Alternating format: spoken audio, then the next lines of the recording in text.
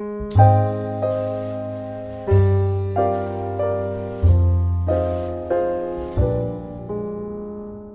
second biennial Schools Music Festival has reached the semi-final stage, following a series of preliminaries and workshops.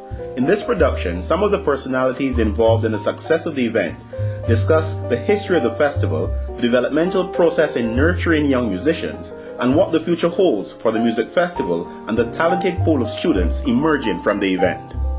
I am Anthony Sargent. I was assigned to the curriculum department in the Ministry of Education for approximately 15 years as a peripatetic teacher for music. Subsequently, I have been asked to assist with the continuation of certain programs, the main one being the present music festival, which is currently in progress.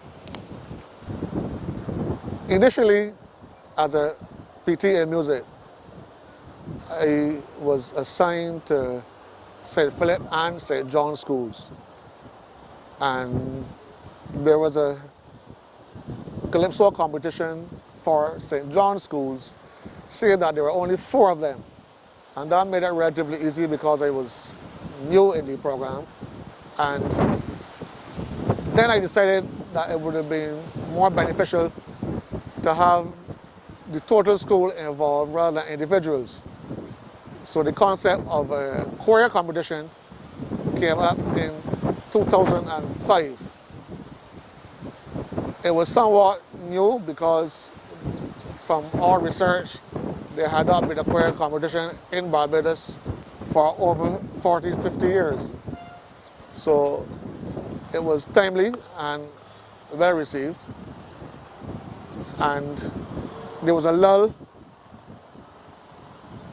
in that. The next one came in 2009, then 2011, and then 2013. Bearing in mind that in 2011, it was felt that we should include secondary schools. Unfortunately, there were only 4 entries then, but it went on. By 2013, there was choir competition for primary and secondary, and we saw more secondary schools on board. And the consensus of opinion was now that here it is, another opportunity where you should allow solo vocals and solo instruments and choirs and bands and ensembles to be part of the program. So the music festival then came about after the choir competition in 2013. Well, Partners at Care International, we 2 years ago had an idea to do a competition within the schools, and I approached the Ministry of Education as I learned that they too had a choir choir competition going on. And so as not to reinvent the wheel, we put the 2 ideas together and then decided to call it a music festival as opposed to having these choir competitions within the school. So we made it a music festival because we saw the need to not just have choirs involved, but to have the musicians involved as well. We have some excellent steel pan players.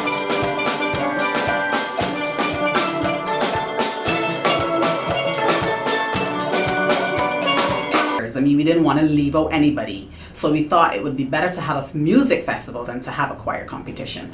And we came on board at that point, and we continued to work with the Ministry of Education from then on up until this point. So even though our main focus as Partners at Care is in the development workshop, we also sit on the committees that help to, iron out the things that we need to iron out as we go and we plan the process going along. It would have been nice for us to have had this when we were at school in earlier days. to get a chance to play, because we used to do NIFCA and whatnot. At least Harrison College used to participate in NIFCA, but everybody couldn't do it because it was a finite amount of space. So it's good that there's this avenue now, and I just hope that it inspires people to be in music after they leave school, both at 3 o'clock and at 18. The preliminary judging for the music festival at the Allen School 2 years ago, I had an interaction with some of the instrumentalists, and they showed an interest in playing in the junior calypso band. And I was glad to hear that there were students who had that kind of interest, and they were invited to rehearsals. And as recent as 2016, there was a band composed of secondary school students that accompanied past junior monarchs in the finals at the Oval.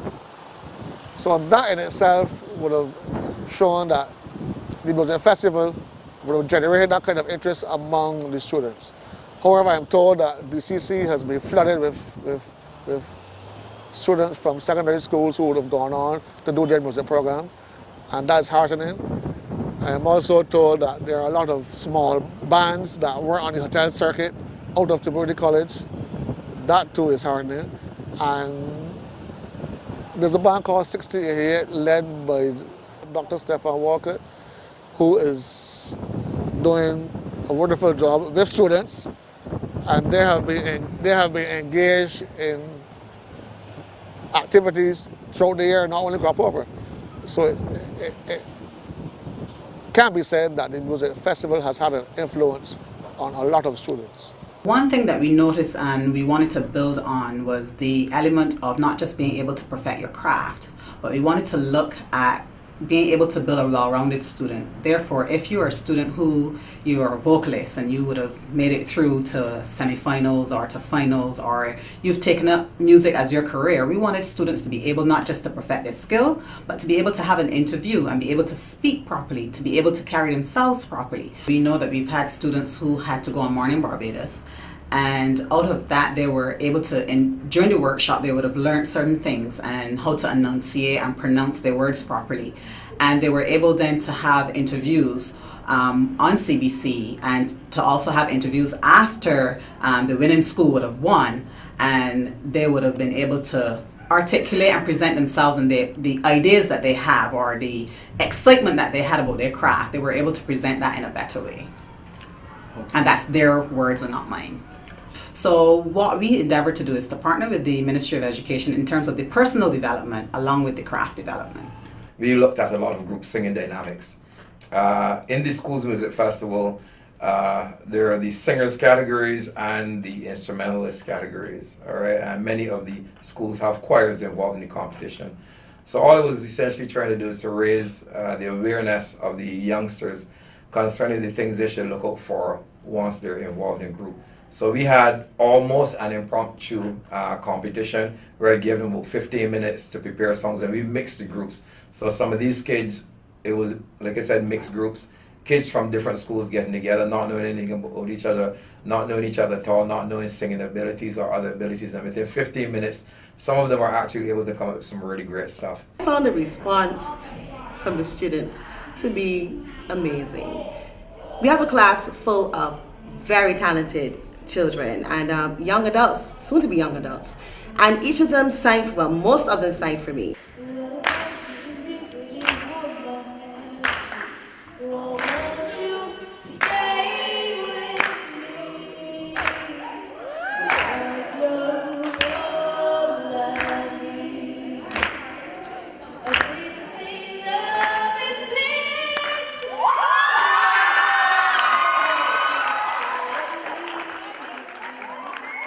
And I found every single one to be a jewel.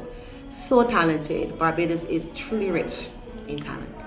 Students is always difficult at first because I don't always know what their skill set is, and they don't always know what I do. But today was easy to break the ice. Everybody was enthusiastic, which is good. Everybody was attentive, which is even better because that doesn't happen a lot. And they seem to want to know more about music in general. The school system doesn't really facilitate a lot of musical development now. And so a lot of it has to happen outside. And fortunately, there are more musicians around now to interact with students, not necessarily teaching them, but to give them guidance and to help them to feel inspired and motivated to move forward. And I think that is what we achieved today.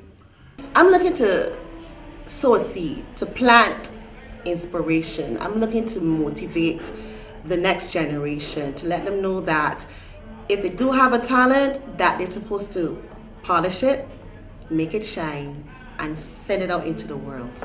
My aim at the end of the day is to encourage young people to have confidence within themselves, within their talent. I think being involved in a song competition is a fantastic platform for any artist. I think that we need something like this to really get us strengthened for what is to come.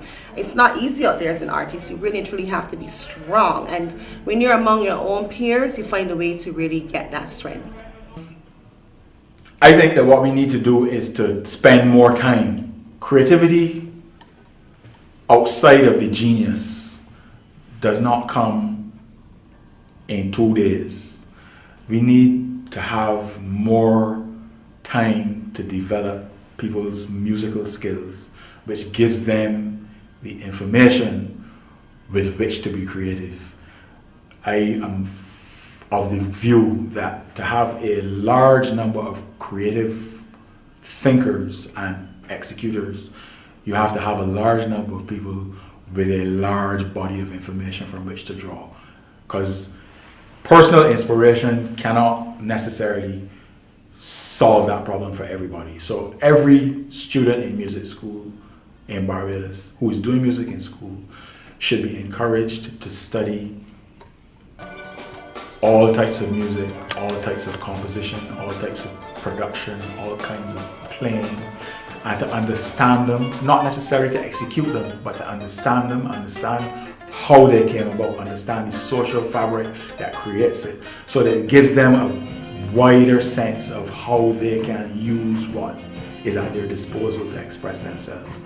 It's just like any other language. If you can't speak English, I don't see how you can communicate it. I think that once they are prepared to do the hard work, the sky's the limit for them. The one thing about music that I really do like is that you may be able to fluke success short term, but you can't really have long-term success without skill. And so it is not an enabler. Music is not an enabler. The future of the festival depends on the response from the respective schools, especially the secondary schools, because they have the facilities, they have the personnel, and I believe that eventually Barbados can boast, or will be able to boast of a kind of music program, or musicians, I should say, who would have learned a lot from these experiences. Naturally, some are going to go overseas, they're going to go on their own, they're going to divert, but it seems as though the majority will be able to contribute to the development of Barbados in general. I want to say to all the talented children and young adults that you can do anything you set your mind to. With Christ, all things are possible. You can be anyone you want to be. Do not let anybody discourage you. Do not look down at your talent. Don't compare yourself to anybody else. Work on you, polish what you have, and look towards your future with the greatest of enthusiasm.